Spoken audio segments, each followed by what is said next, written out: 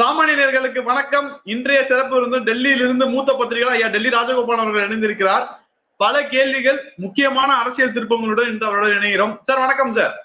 நமஸ்காரம் பா. நமஸ்காரம். சாமானிய நேயர்களுக்கும் நாகராஜ் நேயர்களுக்கும் என்னுடைய நன்றிகளை தெரிவித்துக் கொண்டு இன்று நான் 3 முக்கிய குறிப்புகளை சொல்ல இருக்கிறேன். துடிதுடித்துக் கொண்டிருக்கிறேன்.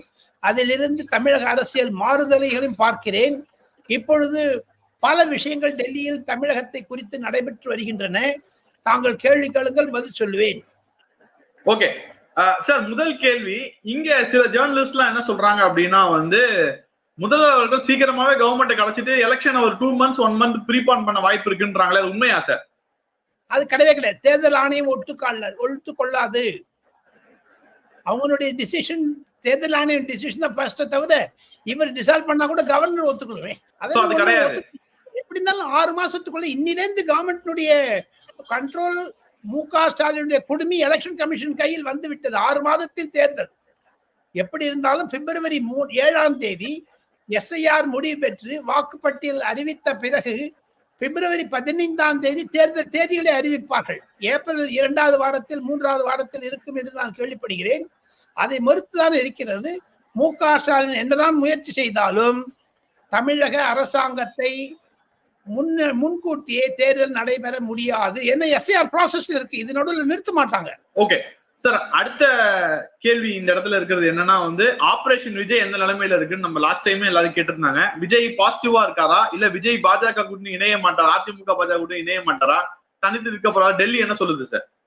டெல்லி என்ன சொல்லுன்னு கேட்டீங்கன்னா, விஜய் திமுக ஆட்சியை அறவோடு அழிக்க வேண்டும், ஒழிக்க வேண்டும், வேரோடு புடுங்கி எறிய வேண்டும் என்று விஜய் நினைக்கிறார். காரணம், அவருக்கு எதிரி செந்தில் பாலாஜியை தவிர மு.க. ஸ்டாலினோ அல்லது வேறு யாரும் கிடையாது. Senthil Balaji enemy number 1, Udhayanidhi enemy number 2. இதை வைத்துக் கொண்டுதான் அதே ரீதியில் தான் பாஜகவும் அணுகிறது.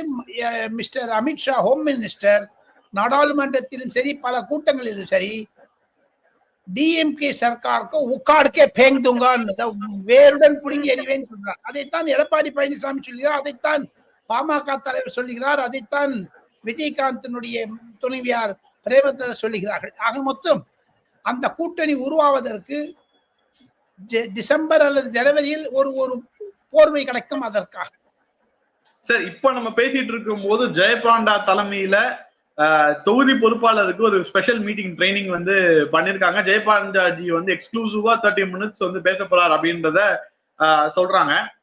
நேற்று சென்னை வந்திருக்கார் ஜெயபாண்டா. முக்கியமான அதிமுக தலைவர்களை சந்தித்திருக்கிறார். யாரு என்ன, அது என்ன மூவ்மெண்ட்ல இருக்கு சார்? சீட்டு பேச ஆரம்பிச்சிட்டாங்களா பாஜக? எந்தெந்த தொகுதிகள் வேண்டும் என்ற பேச்சுவார்த்தை ஆரம்பிச்சிட்டாங்களா?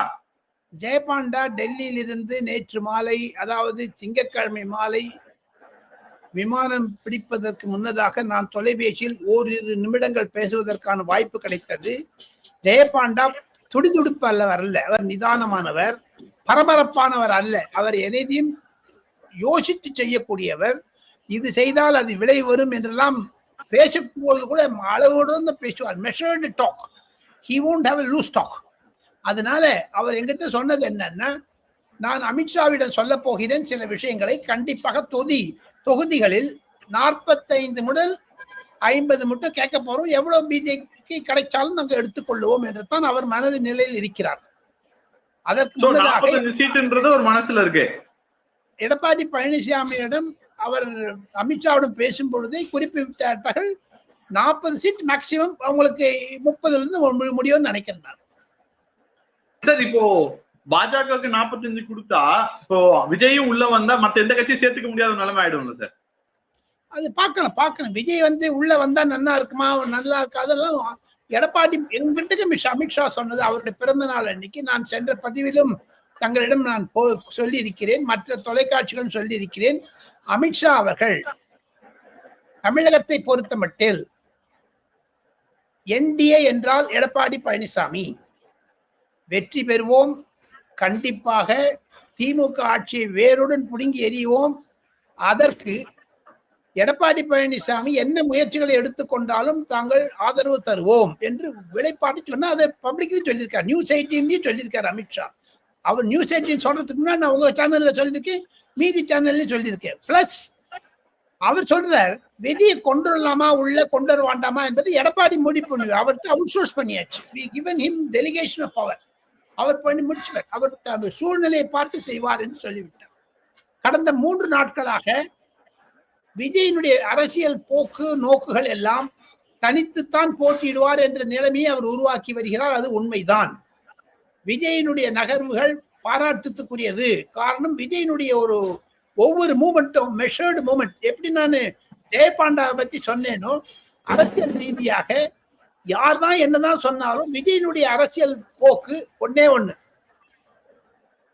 செந்தில் பாலாஜியை கைது செய்ய வேண்டும் கரூர் விஷயத்தில் என்பது நிலைப்பாட்டில் உண்மையாக இருக்கிறார். அடுத்த வாரம் நான் கேள்விப்படுகிறேன் ஜஸ்டிஸ் அஜய் ரஸ்தோகியினுடைய தலைமையில் இருக்கக்கூடிய சிபிஐ குழு சுப்ரீம் கோர்ட் நியமிக்கப்பட்டதற்கு முன்னதாக விஜய் டீபோஸ்ட் பண்ண போறார், சாட்சி அளிக்க போகிறார். அப்பொழுதுதான் எல்லா விஷயமும் தெரிய போகுது. அதனால டெல்லிக்கு அடுத்த மாதம் விஜய் வருகிறார் என்ற ஒரு செய்தி வருகிறது. டெல்லிக்கு அடுத்த மாதம் விஜய் வருகிறார் செய்தி வருகிறது. அமித்ஷாவிடம் ஏதாவது அப்பாயின்மெண்ட் வந்து கேட்டிருக்காரா? இல்ல அதெல்லாம் ஒண்ணு டூ ஏர்லி. இப்ப அமித்ஷாக்கு மாதத்துல பீகார்ல எலெக்ட் பண்ணணும், அதுதான் முக்கியம்.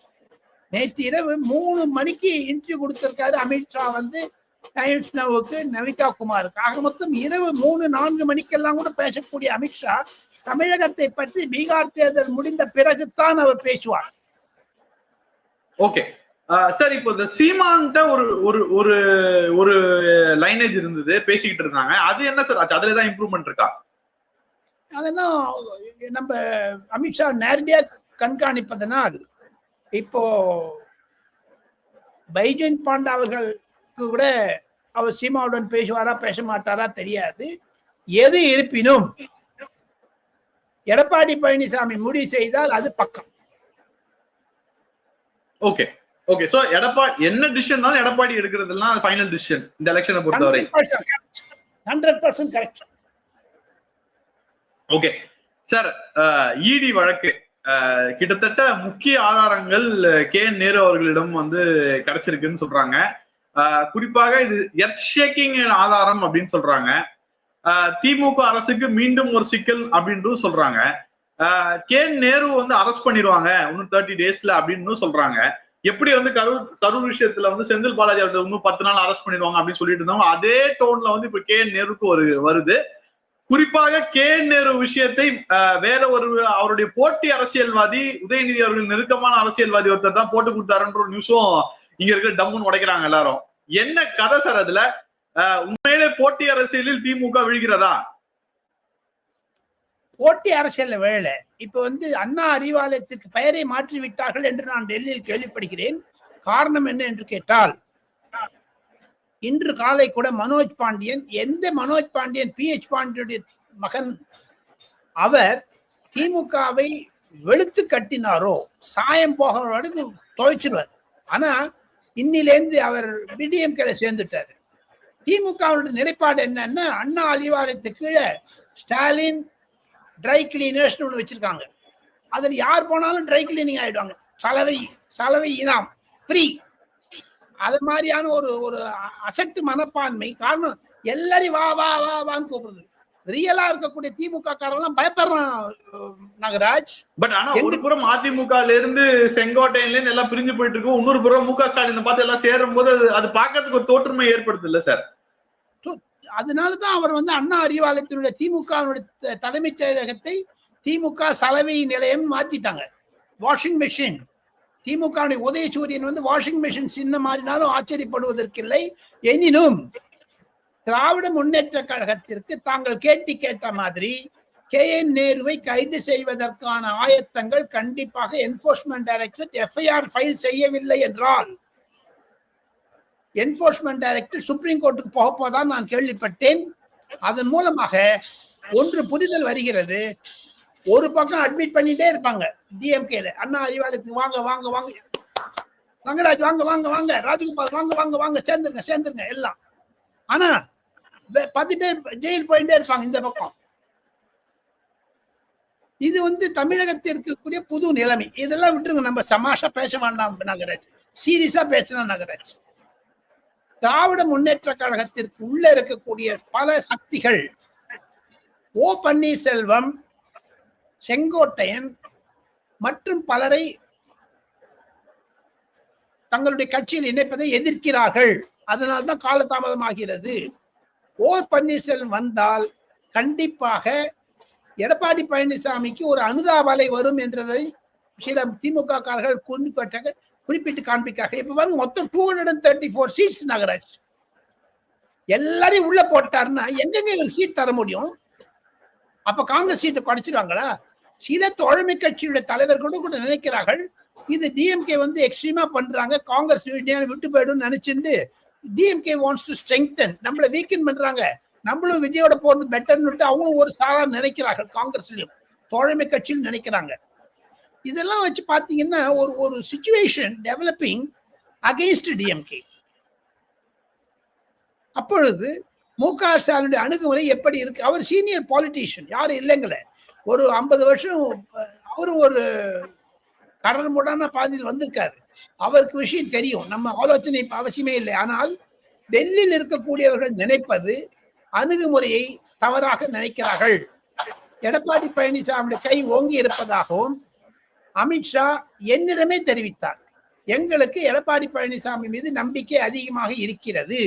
whatever he says that is final, वो जो भी कहेगा वो अंतिम है அப்படின்னு சொன்னாரு. ஓகே சார், இப்ப ஈடியை பத்தி பேசிட்டோம். இதுல வந்து இன்னொரு டிராக்ஷன் என்ன வருது அப்படின்னு பாத்தீங்கன்னா, பாமக தேமுதிக நிலைப்பாடு. தேமுதிக ஜனவரி மாசம் சொல்றேன் அப்படின்ட்டாங்க.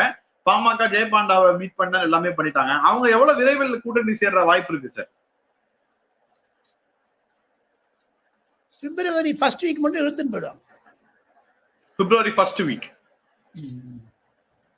ஓகே சார், இப்ப எடப்பாடி அவர்கள் வந்து அது மட்டும் திமுகவோட நிலைமை என்ன, யார் யார் அரசு இப்ப பாருங்க, ஒண்ணு திமுக அதிமுக திமுக தான் போறாங்க. திமுக வெளில யாரும் போல, ஆனா தோழமை கட்சிகள் போயிடுங்கிற பயம் இருக்குது. தோழமை கட்சிகள் காங்கிரஸ் ஃபர்ஸ்டா இருக்காங்க வெளில போறதுக்கு. சீமானும் வைகோவும் முத்துராமலிங்கத்தை ஒரு நினைவு தினத்தில் சந்தித்தது அது ஒரு திருப்பம். சீமானை பற்றி கேட்டால் அவர் இலங்கை தமிழர்கள் விஷயத்துல சீமானும் வைகோவும் ஒன்று. அது திமுகவிற்கு எதிரானது, தமிழகத்தில் காங்கிரசுக்கு எதிரானது.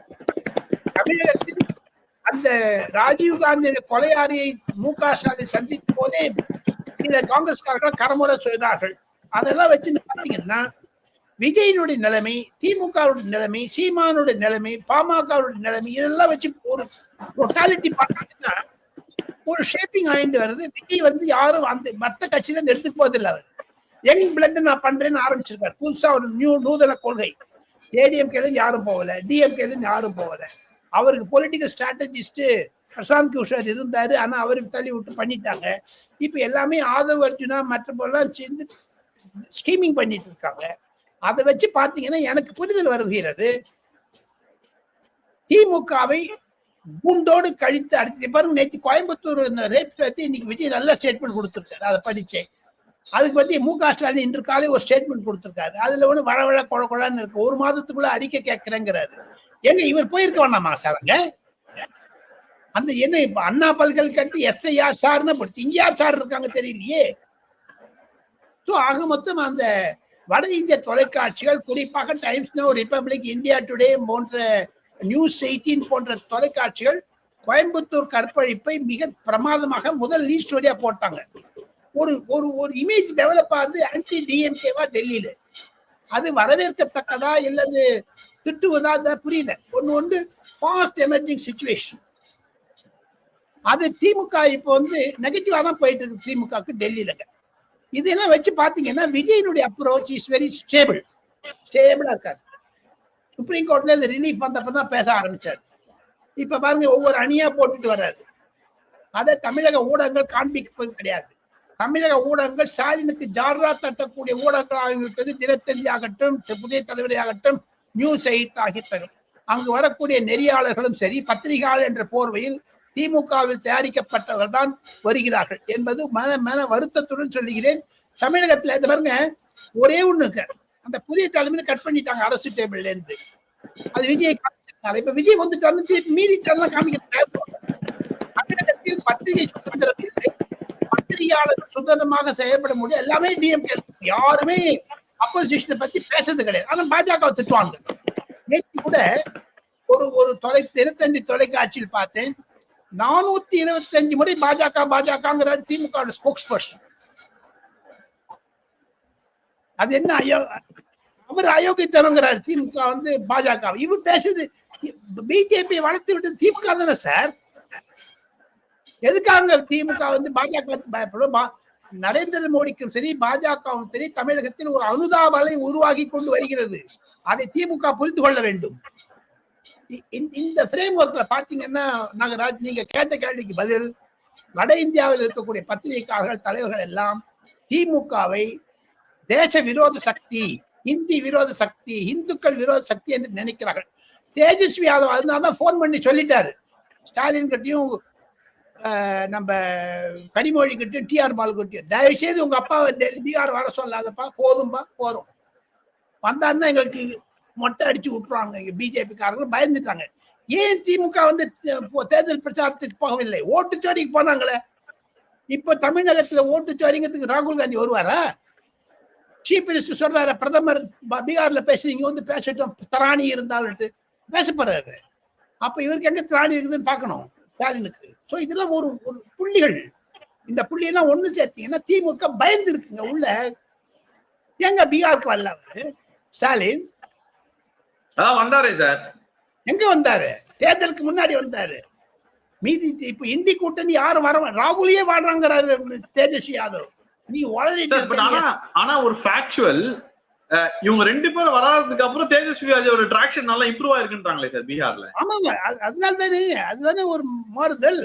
Tejashwi Yadav thought that Congress is an extra luggage for him. அதே மாதிரிதான் டிஎம்கே.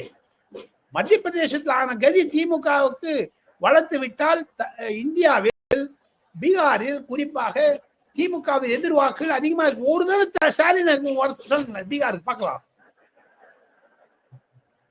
ஓகே சார், இப்போ பீகார் எலெக்ஷன்ல சில பேர் என்ன சொல்றாங்கன்னா என்டிஏக்கு கஷ்டம், அதாவது நல்லா ஃபைட் பண்ணுவாங்க, பட் என்டிஏ ஆட்சிக்கு வர்றது கஷ்டம்ன்றாங்க.